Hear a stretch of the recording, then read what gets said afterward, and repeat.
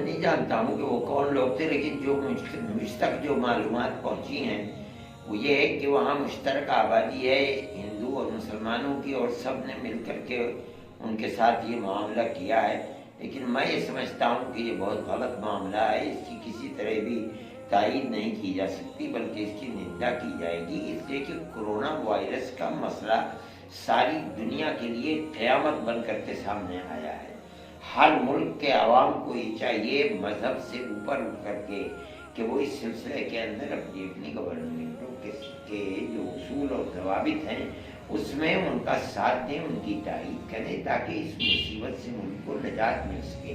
अगर इस सिलसिले के अंदर कोताही की गई तो इसका खतरा है कि कहीं हज़ारों और लाखों जानें ज़ाय न हो जाएं। इसलिए समझदारी की बात यह है कि हेल्थ मिनिस्ट्री की तरफ से जो गाइडलाइन दी गई है उस गाइडलाइन की हिंदू और मुसलमान, सिख और ईसाई सब तायीद करें और जितनी भी मदद की जा सकती है उसमें मदद करें। जिन लोगों ने इसके खिलाफ काम किया है वो निंदा के लायक है और उसकी कभी तायीद नहीं की जा सकती। सर, हुकूमत ने 960 लोगों को जो बाहर से विदेशी आए थे जमात में, 960 लोगों के वीज़ा रद्द कर दिए हैं और उन पर आइंदा के लिए भी पाबंदी लगा दी है।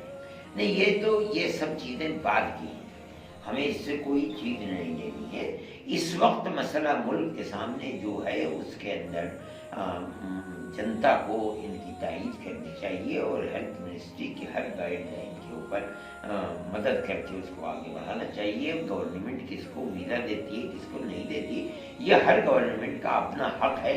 कोई बाहर की गवर्नमेंट हमारे आदमी को वीज़ा न दे या हमारा मुल्क उसको वीज़ा न दे, ये अपनी खारिजा पॉलिसी है, हम इसके अंदर कोई दखल नहीं देते। अच्छा जरा, एक फतवा भी जारी हुआ गार्ड से क्या कोरोना वायरस को लेकर किस तरह से नमाज़े जुमा और वैसे नमाज़े पाँचों टाइम की नमाज़ें पढ़ें और अपने घरों में पढ़ें? हाँ ठीक है, चूँकि गाइडलाइन ये दी गई है कि इसका कोई मर्ज का इलाज अब तक नहीं है, लेकिन तदबीर के एतबार से ये चीज़ है कि लोग एक दूसरे से मजमे के अंदर न मिलें, दूर रहें। इसी बुनियाद के ऊपर हमने भी इससे पहले बयान दिए हैं कि मस्जिदों के अंदर इज्तिमा ना होना चाहिए, क्योंकि जुमे के दिन ख़ास तरीक़ों पर ज़्यादा इज्तिमा होता है। इसलिए कहा गया था कि अपने घरों के ऊपर चाहे तो जुमे की नमाज जमात के साथ करें, लेकिन 4 आदमियों से कम ना हो। 5 आदमी अगर हैं या 4 आदमी हैं तो जुमे की नमाज पढ़ सकते हैं। और इसके साथ साथ ये भी है कि ईद आम की शर्त है ऐसी जगह पढ़ें कि जहाँ अगर कोई आना चाहे तो आ सके, किसी के ऊपर कोई पाबंदी न हो। इस तरीके पर पढ़ सकते हैं और जी चाहे तो ज़ोहर की नमाज़ पढ़ें, इसके अंदर भी कोई तकल्लुफ़ नहीं।